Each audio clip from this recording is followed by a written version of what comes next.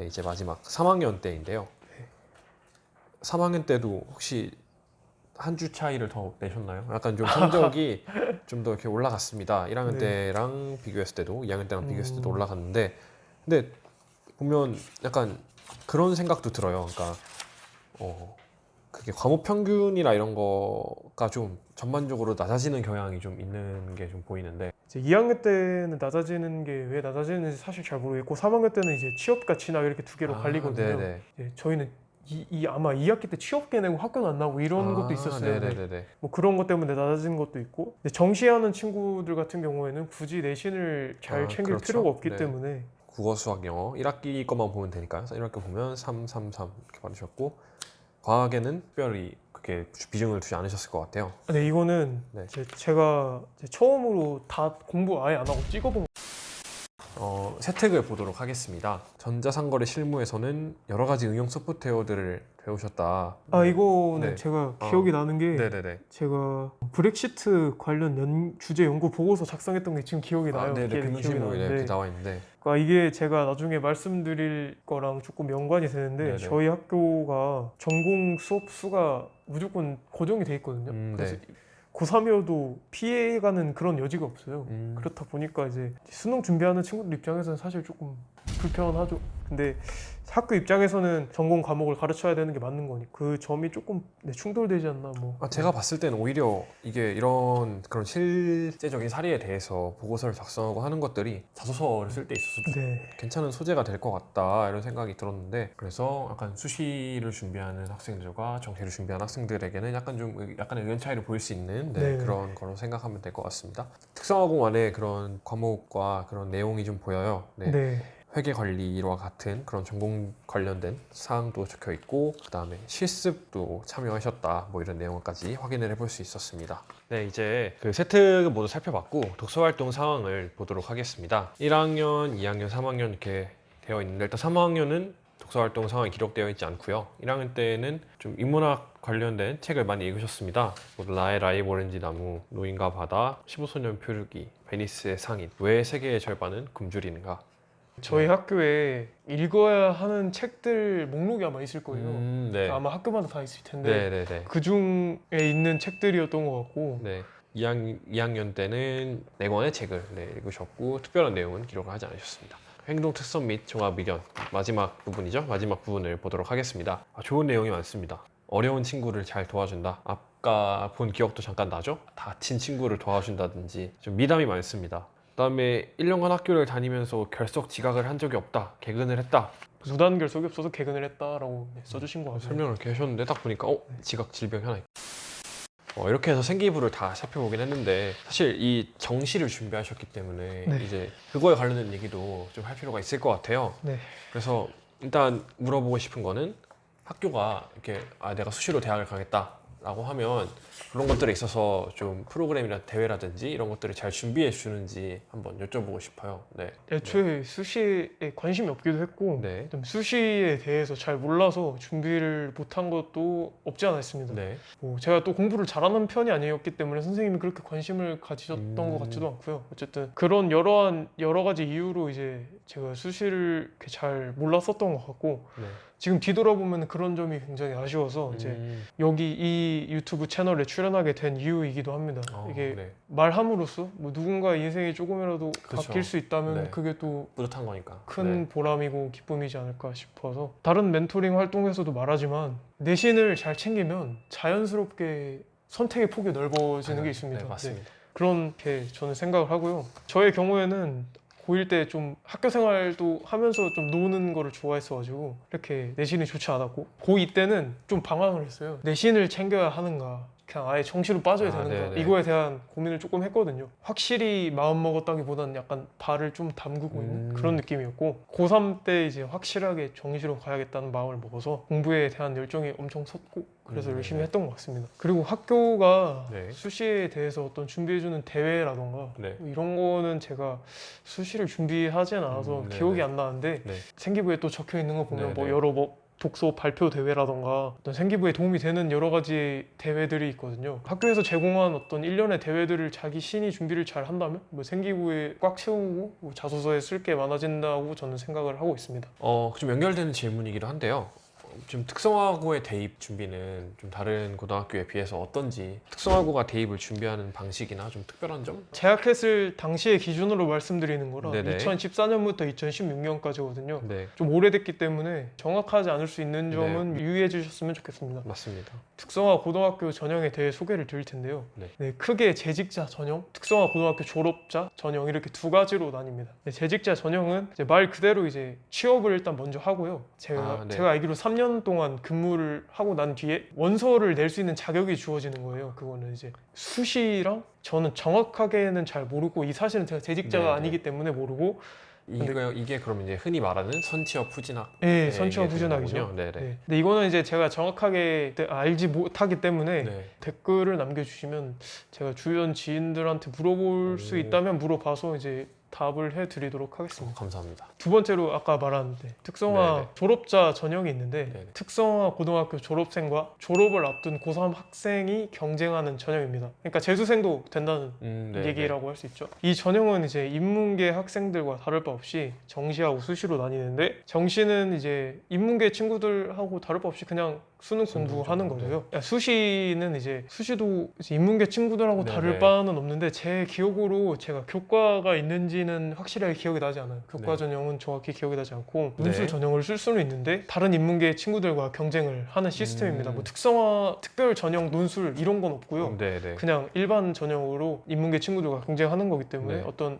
특성화 전형으로의 메리트는 없다고 말씀드리고 싶고 네. 그다음에 학생부 전형만 저는 알고 있는데 네. 그거는 아까 말씀드렸다시피 생기부를 바탕으로 자소서를 쓰고 지원을 하는 형식이죠. 성균관대랑 고려대학교, 경희대학교 이 정도가 이제 좀 상위 대학교라고 할 수 있고 제 친구들 중에 이제 내신이 높다 네. 하는 친구들이 쓰는 대학교가 다 이 정도였기 때문에 네. 그 기억도 잘 안 나고 제가 안 썼기 네네네. 때문에 기억도 잘 안 나고 솔직히 내신을 잘 받으면 모의고사를 잘 볼 수밖에 없어요. 그쵸. 그러면 아, 이제 네. 자기가 만족하지 않으니까 뭐 수능 점수로 대학을 갔겠죠. 그러다 보니까 이제 아마 경희대를 마지노선으로 생각했던 것 같아요. 제 고등학교 친구들은 그랬던 것 같고 정치 전형을 말씀드리려고 해요. 이거는 제가 직접 겪었기 때문에 네. 또 할 말도 좀 많고 네. 좀 자세하게 설명을 드릴 수 있을 것 같습니다. 일단 먼저 설린 특성상 아까 언급했던 것처럼 내신 따기가 굉장히 힘들어요. 그래서 네. 한 8명 정도가 2등급을 받기 때문에 그 밑에 친구들은 사실 수시 전형으로 지원하기가 굉장히 힘듭니다. 네. 그래서 그 친구들을 제외하면 전부 정시 전형이라고 생각하시면 되는데 내신이 높은 친구들 중에 또 저희 특성화고기 때문에 취업하는 친구들이 있거든요. 아, 네네. 그래서 사실상 대학을 수시로 쓰는 친구들은 진짜 적어요. 소수가요? 아, 네. 네. 굉장히 소수고 나머지는 다 정시입니다. 다 정시고 근데 어쩔 수 없죠. 진짜 내신이 안 좋으니까 네. 그냥 정시로 간다고 생각하시면 되고 또 이제 탐구가 직업 탐구라고 하는데 사탐이나 과탐처럼 여러 가지 과목이 존재를 하고 네. 그 중에 2개를 선택해서 시험을 보는 방식입니다. 제 생기부를 보셨으면 아시겠지만 이제 회계원리랑 상업경제가 수능 네. 과목에 포함이 돼 있거든요. 그래서 그거를 3년 동안 계속 공부를 하기 때문에 학교의 커리큘럼만 네. 따라가면 학교의- 수능 준비에도 무리가 없다. 네, 네. 네, 이렇게 설명이 되네요. 그 부분이 설린이 이제 대학을 잘 보내기로 유명한 이유 중에 하나인 것 같고요. 네네. 직업 탐구는 그러면 그 제1국어 보는 시간에 같이 보는 건가요? 아니요. 그 탐구 보는 시간에. 아, 네, 탐구 보는 시간에 인문계 네. 친구들이 과탐하고 사탐을 사탐을 볼 보는 때 이제 특성화 친구들은 직탐을 보는 거죠. 거죠. 근데 제가 문과였는데 경영학과니까 문과였고 다른 설린의 2개 과는 이과로 되어 있어요. 그래서 그 네. 친구들은 이제 다른 탐구를 배워요. 그러니까 이게 과목 중에 설계라는 과목도 있고 막 네. 해양수산 뭐 이런 것도 있거든요. 그런 것도 있는데 그 중에서 이제 아마 설계, 도면 설계 이런 과목을 탐구로 선택을 할 거예요. 네. 네, 거기까지는 제가 자세하게 알지는 못하지만 그 문과와 이과의 차이점이 있다는 점 말씀드리고 싶고요. 이제 전형에 대해서 말씀을 드리고 싶은데 특성화 고등학교의 정시 수시 전형은 이제 특성화 고등학교이다 보니까 모든 학교가 다 받지는 않아요. 네. 어떤 점이 차이가 있냐면 또 특성화 고등학교를 정시로만 뽑는 데가 있고 수시로만 뽑는 데가 있어요. 아, 네. 제 경험으로 얘기를 드리면 시립대 같은 경우에는 2017년도까지 정시로 특성화 고등학생을 뽑았고 그다음 2018년도부터는 수시로 전환을 했어요. 네. 뭐 이런 식인데 뭐 고대 같은 경우도 수시로 뽑다 그러니까 이 문과는 수시로 뽑는데 네. 이과는 또 정시로 뽑고 이렇게 좀 다르거든요. 그들이 선택한 방식이 네, 다르기 네, 네. 때문에 그 부분을 참고하셔서 이제 좀 지원을 하고 이제 준비를 하셔야 될 것 같습니다. 네. 네, 제가 시립대 학교를 썼을 때는 17학번 문과 기준으로 세무학과, 경제학과, 도시사회학과, 도시행정학과, 사회복지학과, 행정학과, 국제관계학과 이렇게 7개 학과에 지원이 가능했던 걸로 네네네. 기억하고 있고 그리고 그 과마다 한 명씩밖에 안 뽑습니다. 아. 그래서 예비도 잘 안 빠지고 경쟁률 기억나시나요 혹시? 네, 제가 6대 1인가? 아. 네, 6명 지원해서 1명 뽑았고요. 그다음 이게 또 말씀드리고 싶은 게 가나다군이 또 다 있잖아요. 네 맞아요. 네, 저희 학교 제 입시 때 기준으로 가군이 서강대가 있었고 그 밑에가 시립대, 그다음 동국대 이렇게 있었고요. 나군이 한양대, 숭실대, 인하대 이렇게 있었고 그다음 다군이 중앙대, 그다음에 홍익대 이렇게 있었던 걸로 기억하는데 제가 왜 이렇게 기억하냐면 이제 제 성적으로 갈 수 있는 정도의 대학이었고요. 상위권은 그냥 알아서 말씀드린 거지 제 성적으로 갈 수 있는 대학은 아니었어요. 네. 또 이제 제가 아까 말씀드렸다시피 그 과가 제한이 돼 있어요. 모든 학과를 다 쓸 수 있는 게 아니라 뭐 예를 들어서 시립대는 제가 경영학과를 나왔음에도 불구하고 경영학과를 특성화 전형으로 뽑지는 않았어요. 네. 그래서 이제 경영학과를 쓸 수 없었고요. 그거는 이제 자신이 입시를 하면서 좀 많이 정보를 네네네. 찾아봐야 되는 부분입니다. 네, 그리고 이제 좀 궁금하실 수 있는 게 있어서 서울대는 갈 수 있나? 서울대는 이제 수능 성적으로만 갈 수 있는데요. 아 네. 인문계 친구들하고 같이 경쟁하는 걸로 알고 있어요. 네. 특성하고 전형이 이런 거 없으니까. 없이. 네. 그렇다 보니까 이제 애초에 정시로 서울대를 갈 정도의 성적이었으면 굳이 저희 학교를 오지 않... 좀 특성화 고등학교의 대학에 있어서의 단점이라고 설명을 드리면 특성상 전공 수업 시간이 시간표에 무조건 포함이 네. 되기 때문에 이제 인문계 고등학교에 비해서 국영수 수업 시간이 절대적으로 부족하고 네. 그래서 3학년 때도 필수로 이수해야 되는 전공 과목들이 있기 때문에 어떻게 보면 수능 준비를 가장 열심히 해야 되는 시기에도 불구하고 시간을 그쪽에 할애를 해야 되죠. 그러다 보니까 공부량이 절대적으로 부족한 건 사실입니다.